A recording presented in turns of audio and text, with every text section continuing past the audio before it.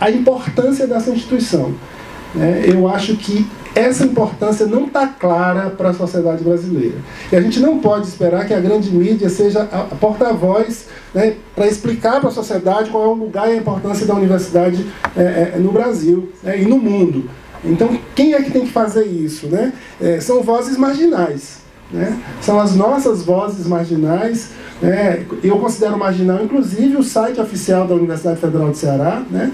Se a gente compara com a grande mídia, o site institucional, por mais que ele seja buscado, ele é uma voz marginal, com as redes sociais, porque só essas vozes podem dar conta da importância da universidade. Por quê?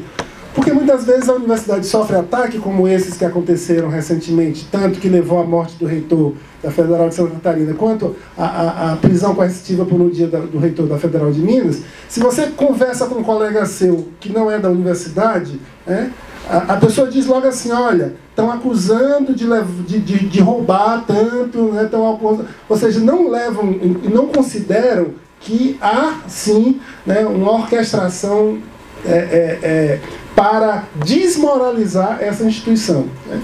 E, mesmo considerando isso, eu acho que as pessoas ainda têm dificuldade de entender por que eu, né, preciso defender tanto a universidade, né? Obviamente, a grande maioria da população brasileira não faz parte dessa instituição diretamente, né? Não é estudante, não é técnico, não é professor. Às vezes se sente muito distanciado e não entende o papel histórico da universidade. Então, eu começo dizendo que o nosso grande desafio é fazer chegar à sociedade, né, a importância dessa instituição. E eu diria, como uma nota que está no site do UFC, que foi aprovada no SEB, é uma das experiências mais bem-sucedidas da institucionalidade da vida da República Brasileira. A universidade, com certeza, é a instituição mais bem-sucedida pelo lugar que ela ocupa, pelo que ela fez por esse país, né? Por aquilo que a gente consegue ler, né, em qualquer lugar. Quando eu tenho a oportunidade de falar para pais de estudantes, principalmente em colações de grau, eu lembro o seguinte: qual a importância da Universidade Federal do Ceará, por exemplo, no Ceará, né? Onde é que você pode ver isso? Essas pessoas não têm acesso aos papers, à produção científica que se faz aqui, né? Quem tem acesso a isso são os pares, né? São os professores e cientistas. Mas as pessoas não se dão conta que não existe estrada no Ceará que não tenha a presença de engenheiro do UFC. Não existe escola e universidade que não tenha a presença forte de professores formados pelo UFC. Não existe hospital que não tenha médicos, enfermeiros e todas as equipes relacionadas. Laboratórios de análises clínicas, aeroporto de Fortaleza, porto do PECEM. O que a gente pensar, né? No estado do Ceará, você vai encontrar escritórios de advocacia, defensoria pública, os fóruns, né? São pessoas formadas por essa instituição, né? Então, a verdadeira grande importância da universidade, né, é esse trabalho multiplicado que se dá na formação. Agora, eu faria uma ressalva, e aí eu acho que a gente tem que ter também muita clareza disso. A função precípua, a principal função da universidade não é formar profissionais. Certo? Porque se a gente se colocar neste lugar, a gente perde o lugar histórico dessa instituição no mundo, né? Quando foi que a universidade se pautou por formação profissional? Muito recentemente, na sua história de quase 1000 anos, porque no ano de 1088 a Universidade de Bolonha vai completar 1000 anos, né? Ou seja, neste século a Universidade de Bolonha completa 1000 anos, a Universidade de Paris, que é de 1090, completa 1000 anos, a Universidade de Oxford completa 1000 anos em 2092. Então, nessa história milenar, né, só do século XIX para cá a preocupação da universidade foi com profissionalização, né?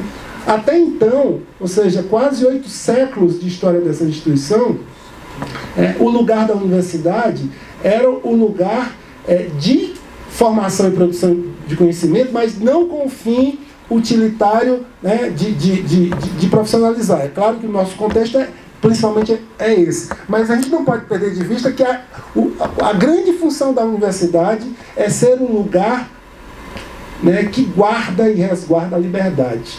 A liberdade em todos os níveis. A liberdade que é um mistério, né? A gente está o tempo todo se perguntando o que é a liberdade, e a universidade é esse lugar que se propõe a ser o grande laboratório de humanidades para a gente se testar, né? E para a gente conquistar isso que é tão importante, que a gente chama de autonomia, de liberdade, capacidade de pensar, né?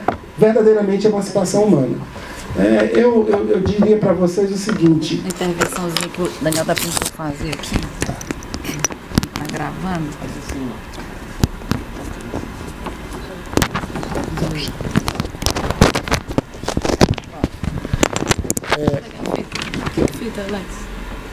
Bom,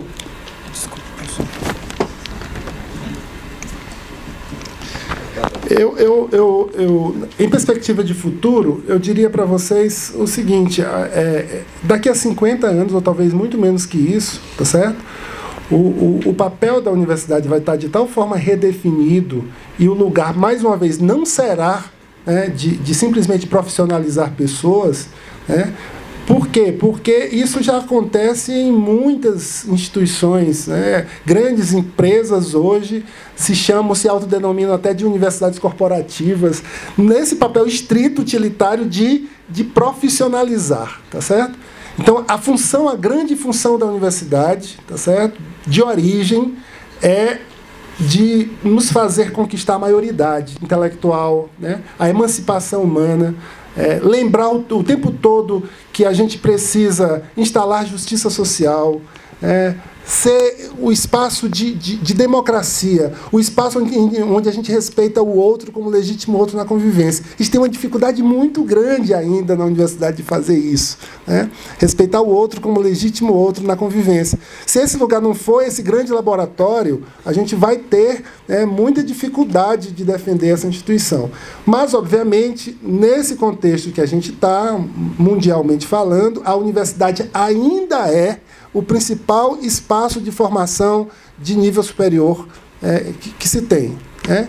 E os dados que a gente tem, recentemente até publicados pela ANDIFES, que é a Associação dos Reitores, são bastante interessantes. Eu queria até dizer para vocês, se vocês quiserem esses dados todos, eles estão publicados na página da UFC.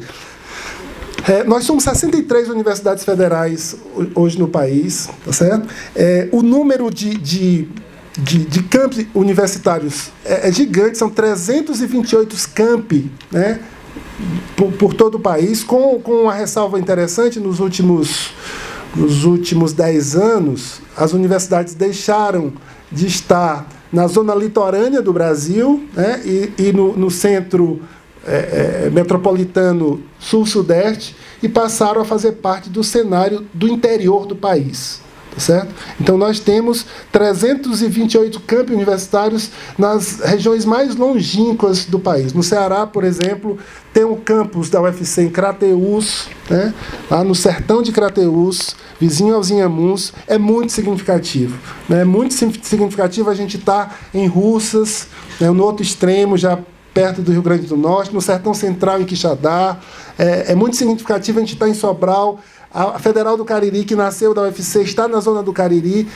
Vocês não têm ideia do que isso significa, tá? Em termos de autoestima, de promessa para os estudantes de educação básica, né?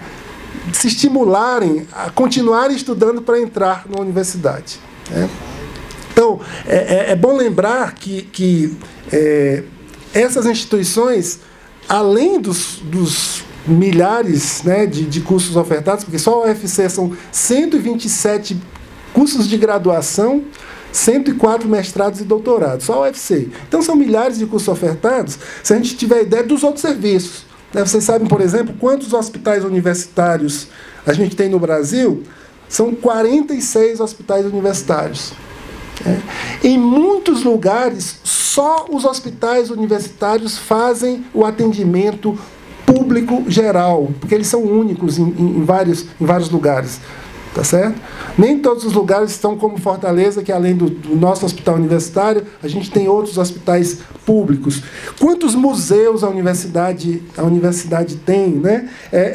Quantas incubadoras, quantos teatros, quantos cursos de áreas artísticas, né? De música, de cinema. Então, tudo isso é patrimônio dessa instituição que precisa ser defendida, né?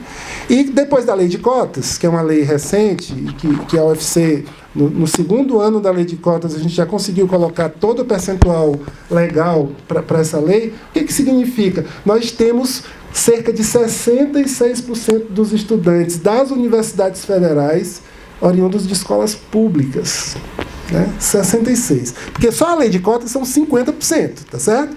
E esses 16% são os estudantes de muitos cursos que não têm alta demanda. Se vocês pensam, por exemplo, em cursos de várias licenciaturas, em física, biologia, matemática, né? Como não são cursos de altas demandas, são estudantes, a maioria, de escolas públicas, né? Então, na verdade, a nossa Universidade Federal, ela não pode mais ser taxada de instituição elitista. Isso já passou, isso já acabou, tá? 66% dos estudantes são estudantes de escolas públicas.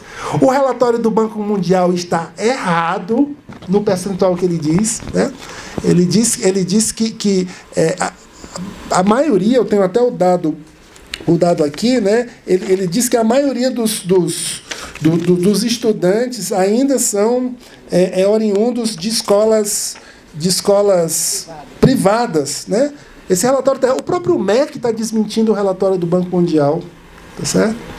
Então, assim, essa instituição também ela está contribuindo historicamente hoje, em todo o seu processo de contribuição bem sucedida, com a inclusão, né? A inclusão eu fico pensando o que a lavagem cerebral que a grande mídia faz é tão forte que eu não sei dimensionar se mesmo um estudante de escola pública vai continuar defendendo a escola pública depois que entra na universidade e se forma. A gente tem dúvida, porque a gente vê, às vezes, a pessoa tem uma origem humilde, vem da escola pública e, quando se torna médico, reproduz, tá certo? Quando se torna psicólogo, reproduz a mesma lógica que deveria ser quebrada com a presença dele enquanto história de vida e estudante de escola pública. Mas a gente imagina que, daqui a pouco, 50% dos médicos, dos advogados deste país, só para citar esses dois cursos de altíssima demanda, serão filhos da escola pública. Isso significa filhos, né, da população mais desfavorecida economicamente. O que isso vai significar, de fato, né, de mudança social nesse país? Como é que vai ser os nossos atendimentos hospitalares? Isso eu espero que seja de grande monta, tá certo? Então, essa instituição que a gente precisa defender e difundir, né, a sua importância. Eu queria dar alguns dados dos últimos 10 anos. Eu tenho que falar dos últimos 10 anos, porque antes de 10 anos atrás não era assim. A universidade, o Brasil ocupava a 23ª posição mundial em produção científica. Hoje nós ocupamos a 13ª posição mundial em produção científica. Aí você pergunta, quanto dessa produção científica é feita nos 75% de instituições de nível superior privadas e quanto é feito nos 25% das instituições públicas? 90% desse percentual de produção científica, que nos coloca na 13ª posição mundial, é produzido nas instituições públicas desse país, federais e estaduais. Tá certo? Então, de fato, é um patrimônio que quem entende o que é a universidade e é de fora, né, os grandes grupos sabem o quanto que ele é importante e o quanto que ele é rentável, né? E talvez isso explique, né, por que se tem tanto interesse, tá, no nível de privatização. Eu também queria citar, né, para além das nossas políticas de ação afirmativa, que nós temos um Plano Nacional de Educação que corre risco sério, né? Aprovado em junho, no dia 25 de junho de 2014, essa é uma data que eu não esqueço, porque é a data que é a data da fundação do ICA, 25 de junho. Né? Foi aprovado o Plano Nacional de Educação, que vale até 2024, e esse plano estabelece metas que até agora não tem o menor indício de que elas serão cumpridas. Eu vou citar duas. Primeiro, que o PIB seja de 10% para a educação, até 2024. Né? Isso está muito longe de ser alcançado, especialmente porque uma tal de PEC 95 foi aprovada. Né? Então, como é que a gente vai colocar 10% do PIB na educação, né, se a PEC 95 proíbe a expansão de gastos, né, e de investimentos públicos? Então, essa PEC, eu acho que colocou uma pá de cal, né, na meta na meta 20, né, do Plano Nacional de Educação. E a outra meta, super importante, é o número de estudantes, né, na faixa etária de 18 a 24 anos no ensino superior. Né? Essa meta também é uma meta ousada para o Brasil, que a gente tenha 32% dos jovens de 18 a 24 anos nas em ensino superior em 2024. Tá certo? Então, assim, hoje nós temos 17%. Chegar a 32% significa um aumento de 75% na oferta de vagas em todas as instituições, né, de ensino superior do país. Né? Então, de fato, e aí dando um quadro para vocês, nos países, né, da Organização para a Cooperação e Desenvolvimento Econômico, da OCDE, apenas o México está abaixo do Brasil em valor do investimento por aluno, né, investimento público por aluno de instituições de nível superior. Nós investimos, o nosso aluno hoje custa, e quando eu digo custa, obviamente eu estou falando do salário do professor, do técnico administrativo, da energia que se usa nos equipamentos da universidade, né, da água, do telefone, tudo isso somado, né, o aluno custa R$ 3.439. Né? O país que mais paga por aluno no mundo é a Noruega. Ela paga... Não é real não, tá? $3.439. Tá? O país que mais paga por aluno, e isso é quase um absurdo, a Noruega paga $20.508 por aluno. $20.508. Os Estados Unidos, 11.775, a Coreia do Sul, 8.159, a Alemanha, 12.826, a França, 825 e o Brasil, 4.325. Tá? Ou seja, não é verdade, mais uma vez, o relatório do Banco Mundial de que o nosso estudante é caro. Tá? Porque se a gente compara com os países da OCDE, nós estamos lá atrás. Né? Nós perdemos para o Chile, por exemplo, na América do Sul. Então, não é verdade. Eu queria fechar dizendo que nos preocupa muitíssimo, por conta da lei de cotas e do número de estudantes fragilizados economicamente que a gente tem na universidade, a política atual de assistência estudantil, viu, Alex? Esse valor está congelado no valor de 2014. Né? O valor de 2014 foi um valor crescente até 2014. Ao ser congelado, a gente tem todas as perdas inflacionárias. O ano de 2018 vai ser um ano complicadíssimo, muito mais complicado do que o ano de 2017, tá? Porque o nosso recurso aprovado em 2018 é o mesmo recurso de 2017, que é menor do que o recurso de 2014.